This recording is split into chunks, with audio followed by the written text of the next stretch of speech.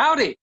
My name is Ben. I principally lurk around literature and world history.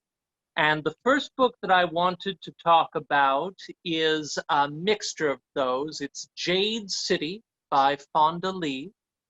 All through the pandemic and this very surreal year, I've been looking at my bookshelf at home, looking at Jade City standing out there in all its beautiful greenness and saying, is it time to go back to you? Yes, I think it's time to go back to you. I need an escape. Jade City is a wonderful book that is like The Godfather, if The Godfather was a kung fu epic. It takes place on the island of Kong, which is not anywhere in our world, but would be very similar in time and place to South Korea in the 1960s.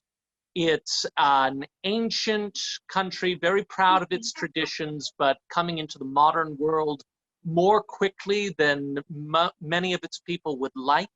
It's being courted and threatened by two superpowers as part of a Cold War. But what makes Kong different from anywhere else is that it is the only place in the world you can find jade. And jade is a gemstone which, for certain people with certain training, can give them incredible abilities. The perception to hear a cricket play down the street in an alley, or to run up the side of a wall and leap across rooftops, or have incredible strength and speed and the ability to toughen their skin against injury. And jade is controlled on the island of Kong by families and clans, much like a tong or a family association that you would find in China or Korea.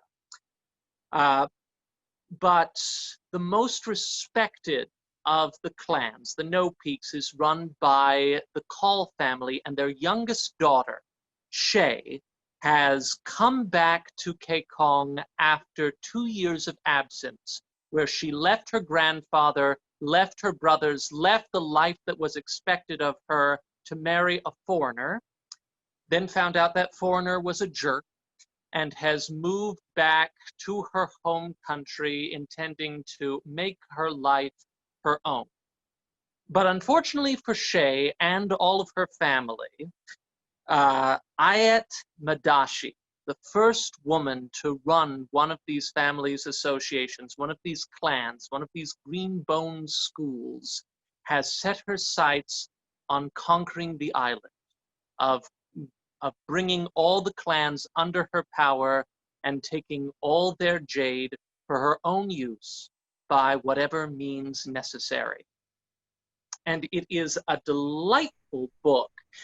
Fonda Lee is a martial arts expert, so all the fighting on rooftops with swords and knives and people flying around elegant gambling halls is very beautifully put together. But she also pours so much attention and detail into talking about the relationship between families, between the old elders and the young upstarts, and what kind of family and life and nation they want to make to each other. And it's delightful.